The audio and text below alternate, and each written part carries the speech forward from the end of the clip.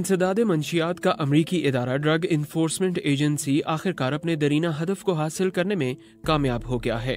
लाहौर के रहने वाले मोहम्मद आसिफ हफीज, जिन्हें अदालती कागजात में सुल्तान के नाम से भी जाना जाता है, कि अमरीका हवालगी से मुतल्लिक तकरीबन 6 साल पर मुहित अदालती जंग का भी इख्तिताम हुआ, जो उन्होंने अपनी अमरीका हवालगी के खिलाफ बरतानिया और यूरोपीय अदालतों में लड़ी थी। ये तहरीर है साजिद इकबाल की, जिसे आप उबैद मलिक की जुबानी सुन रहे हैं। मोहम्मद आसिफ हफीज को 25 अगस्त 2017 को बरतानिया की नेशनल क्राइम एजेंसी ने मरकजी लंदन में वाक़े उनकी मलकियती फ्लैट से गिरफ्तार किया था। उनकी गिरफ्तारी एक अमरीकी दरख्वास्त पर अमल में आई थी। अमरीकी हुकूमत ने आसिफ हफीज को अमरीका में हेरोइन, मेथ और हशीश की स्मगलिंग की मंसूबाबंदी के इल्जामात पर अमरीका के हवाले करने की दरख्वास्त की थी। उन पर हेरोइन की पैदावार में ये जानते बूझते मदद फराहम करने का भी इल्जाम है कि इसे अमरीका में स्मगल किया जाए। अगस्त 2017 में उनकी गिरफ्तारी के मौके पर एक चार्जशीट जारी की गई थी, जिसमें आसिफ हफीज को 2013 से जनवरी 2017 के दौरान कीनिया में होने वाले मंशियात से मुतल्लिक वाकयात में मरकजी मुल्जिम करार दिया गया था। आसिफ हफीज की अपनी अमरीका हवालगी के खिलाफ अदालती जंग का इख्तिताम गुज़श्ता माह इंसानी हुकूक की यूरोपीय अदालत में हुआ था, जहां 7 जजों पर मुश्तमिल बेंच ने मुतफिका फैसले के जरिए उनकी अपील को मुस्तरद कर दिया। इसके साथ ही बरतानवी हुकूमत की तरफ से उन्हें अमरीका के हवाले करने के खिलाफ आखिरी रुकावट भी दूर हो गई। अपनी अपील में आसिफ हफीज ने मौक़िफ़ इख्तियार किया था कि उनकी अमरीका हवालगी से उन्हें आलमी कन्वेंशन के तहत हासिल इंसानी हुकूक की खिलाफ वर्जी होगी, क्योंकि उन्हें अमरीकी जेलों में गैर इंसानी और तहकीर आमेज सलूक का सामना करना पड़ेगा और उन्हें जिस तरह के इल्जामात का सामना है, अमरीकी अदालतों में उन्हें उम्र कैद जैसी नोयत की सजा सुनाई जा सकती है और जिसमें पेरोल पर रिहाई का कोई इम्कान नहीं होगा। ताहम जज गैब्रिएला शटॉर्ड-लायर की सरबराही में कायम इंसानी हुकूक की यूरोपीय अदालत के 7 रुकनी बेंच ने उनकी अपील को मुस्तरद कर दिया। 18 सफ़ात पर मुहित अपने फैसले में 7 यूरोपीय जजों ने आसिफ हफीज के वकला की तरफ से पेश किए गए तमाम दलाइल पर तफसील से बहस की। ताहम इंसानी हुकूक की यूरोपीय अदालत के इस बेंच ने उनके इस्तदलाल से इत्तफाक नहीं किया। इससे पहले सन 2018 के वस्त में आसिफ हफीज की अमरीका हवालगी की दरख्वास्त की समाअत हुई थी।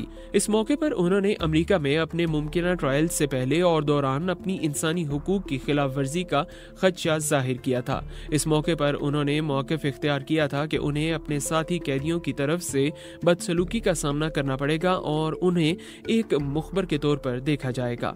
इस सिलसिले में उनके वकला ने मुख्तलिफ हुकूमती इदारों से उनके रवाबित के सबूत पेश किए, जिनमें उन्होंने उन इदारों को ऐसी खुफिया मालूमात फराहम की थी जिनकी बुनियाद पर भारी मिकदार में मंशियात को कब्जे में लिया गया।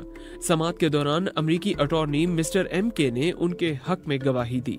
उन्होंने अदालत को बताया कि ट्रायल से पहले आसिफ हफीज को मैनहट्टन में वाक़े मेट्रोपॉलिटन करेक्शन सेंटर या ब्रुकलिन के मेट्रोपॉलिटन हिरासती मरकज में रखा जाएगा, जहां उनके लिए मुतअद्दिद मुश्किलात हो सकती हैं।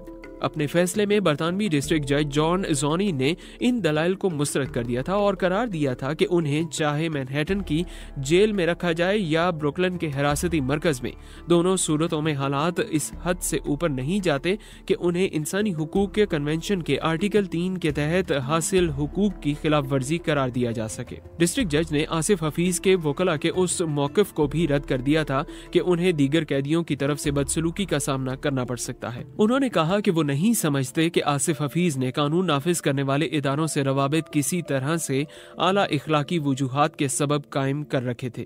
जज जॉन ज़ोनी ने अमरीकी हवालगी की सूरत में आसिफ हफीज की सेहत पर होने वाले मुमकिना असरात के बारे में दिए गए दलाइल भी मुस्तरद कर दिए। उन्होंने कहा कि अमरीकी जेल हुकाम को आसिफ हफीज की सेहत को दरपेश मसाइल के बारे में खबरदार कर दिया गया है और उन्होंने इस बात की तस्दीक की है कि उनके इलाज मुआलजे की जरूरियात को अच्छे तरीके से पूरा किया जाएगा। डिस्ट्रिक्ट जज ने 11 जनवरी 2019 को सुनाए गए अपने फैसले में करार दिया कि उनकी राय में आसिफ हफीज की अमरीका हवालगी के सिलसिले में तमाम तकाजे पूरे हो रहे हैं और इसकी राह में कोई रुकावट नहीं।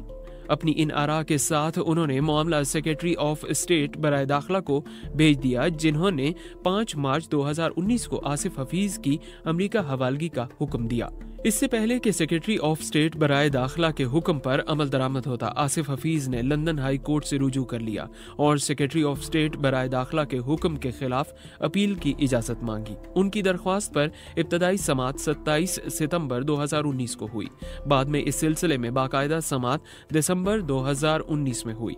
समाअत के दौरान दरख्वास्त दहिंदा ने हिरासत के दौरान सहूलतों की अदम दस्तयाबी और दीगर मामलात से मुतल्लिक नए शवाहिद अदालत के सामने पेश करने की इस्तदा की, जिसे मुस्तरद कर दिया गया। आसिफ हफीज के मुखबर होने के दावे पर अदालत ने कहा कि अमरीकी हुकूमत उन्हें एक मुखबर नहीं समझती और इस बुनियाद पर वो इस स्टेटस का फायदा हासिल नहीं कर सकते जो उन्हें हासिल नहीं है। केस के दीगर पहलुओं से मुतल्लिक पेश किए गए दलाइल भी अदालत को इस अमर पर मुतमईन न कर सके कि आसिफ हफीज को बाकायदा अपील करने का मौका दिया जाना चाहिए। लंदन हाई कोर्ट ने अपना फैसला 31 जनवरी 2020 को जारी किया। इसके बाद आसिफ हफीज ने इंसानी हुकूक की यूरोपीय अदालत से रुजू किया, जिसने 24 मार्च 2020 को एक अबूरी हुक्म इम्तना जारी करते हुए उनकी अमरीका हवालगी की कार्रवाई को रोक दिया था।